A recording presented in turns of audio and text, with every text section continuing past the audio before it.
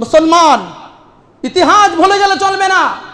একটি পাখি ডালের মধ্যে বসা ছিল, ডাল থেকে পাখিটি উড়াল দিয়ে চলে গেছে। উড়াল দেওয়ার পরে এরপরে দীর্ঘক্ষণ সময় পর্যন্ত ওই ডালটা নড়তেছিল, দীর্ঘ সময় পর্যন্ত ওই ডালটা নড়তেছিল। মনে রাখতে হবে মুসলমান, বাংলার জমিন থেকে, বাংলার জমিনের ডাল থেকে ফেসিবাদের পতন হয়েছে, ফেসিবাদ উড়াল দিয়েছে, কিন্তু তাদের দালালরা এখনো পর্যন্ত বাংলার জমিনে আছে, যার কারণে এখনো ডাল বাংলার জমিনে এভাবে লড়তেছে।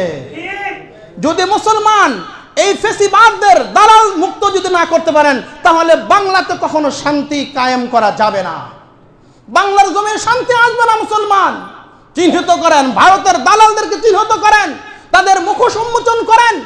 বিশেষ করে গোয়েন্দা বিভাগ যারা রয়েছে, পুলিশ বাহিনী যারা রয়েছে, যারা প্রশাসন রয়েছে, ইতিপূর্বে আমি বলেছি, যদি মনে করেন আপনার দ্বারা আপনার দায়িত্বের খেয়ানত হচ্ছে, আপনি দায়িত্ব পালন করতে সক্ষম নয়, আপনি দায়িত্ব পালন করতে অক্ষম, আপনি আমানতের খেয়ানত না করে দায়িত্ব ছেড়ে দেন, আপনি অব্যাহতি দেন। আমার দ্বারা এই সেক্টরে প্রশাসনের দায়িত্ব আমার দ্বারা পালন হচ্ছে না, আমার দ্বারা আইন শৃঙ্খলা বাহিনীর দায়িত্ব আমার দ্বারা পালন হচ্ছে না। যেই পোশাকের দিকে আজকে জাতি তাকায় আছে, আমাদের লেবাসের দিকে আজকে জাতি তাকায় আছে, আজকে মানুষ তাওহীদের জনতা আমাদের দিকে তাকিয়ে আছে। ন্যায় বিচার, ন্যায্য বিচার, আইন শৃঙ্খলা বাহিনী দায়িত্বশীল, একেবারে বটম টু টপ পর্যন্ত যত সেক্টরে যত মানুষ আপনারা দায়িত্বশীল রয়েছেন, কুল্লুকুম রাইন ওয়া কুল্লুকুম মাসউলুন আন রাইয়াতিহি। আল্লাহর পয়গম্বর বলছেন, তোমরা প্রত্যেকটা ব্যক্তি দায়িত্বশীল।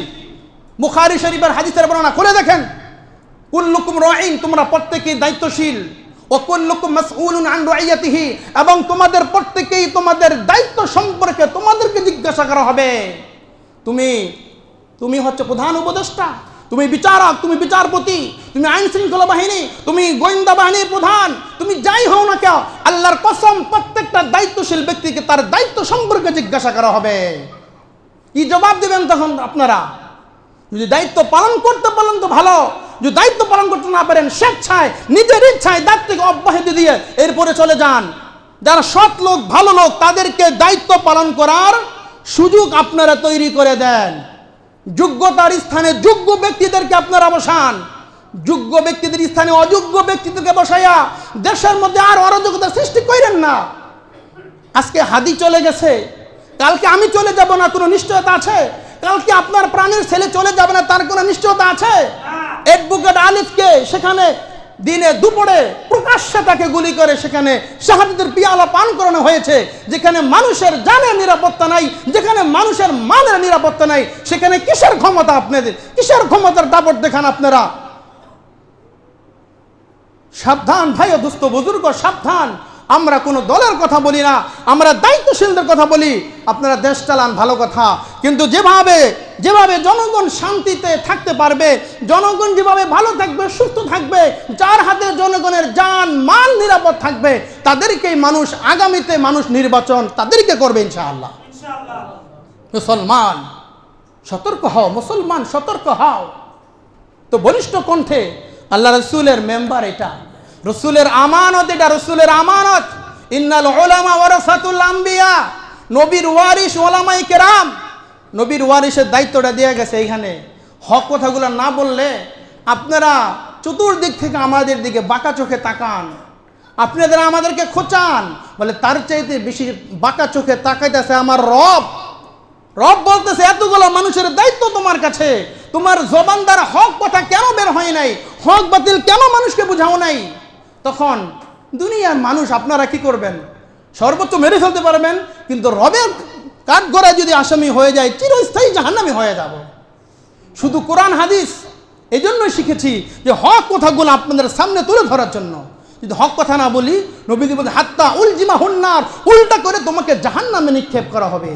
18 বছর 20 বছর মাদ্রাসার ডাইল খেয়ে লেখাপড়া কইরা এরপর আবার হাসর ময়দানে আবার জাহান্নামে যাব, খায়ালি আর কাম নাই নাকি? আল্লাহু আকবার। মুসলমান কারো সাথে কোনো আদাওয়াতি নাই, কারো সাথে কোনো শত্রুতা নাই। নবীজি বলছে, অরজুলানি তাহাব্বা ফিল্লাহ ইজতামা আলাই ওয়া তাফাররাকু আলাই। কিয়ামতের ময়দানে আল্লাহর আরশের ছায়া ছাড়া কোনো ছায়া থাকবে না। ওই দিন 7 শ্রেণীর লোকদেরকে আল্লাহ আরশের তলে ছায়া দিবেন। তার মধ্যে ওই 2 ব্যক্তি, যেই ব্যক্তি একজন আরেকজনকে ভালোবাসে আল্লাহ তাআলার জন্য এবং একজন আরেকজনের সাথে দুশমনি করে, আদাওয়াতি করে, শত্রুতা পোষণ করে একমাত্র আল্লাহ তাআলার জন্য। আমরা কাউকে ভালোবাসি আল্লাহর জন্য, কারো বিরোধিতা করি এটা রবের জন্য। কাউকে ভালোবাসি ইসলামের জন্য, কারো দুশমনি করে এটাও ইসলামের জন্য।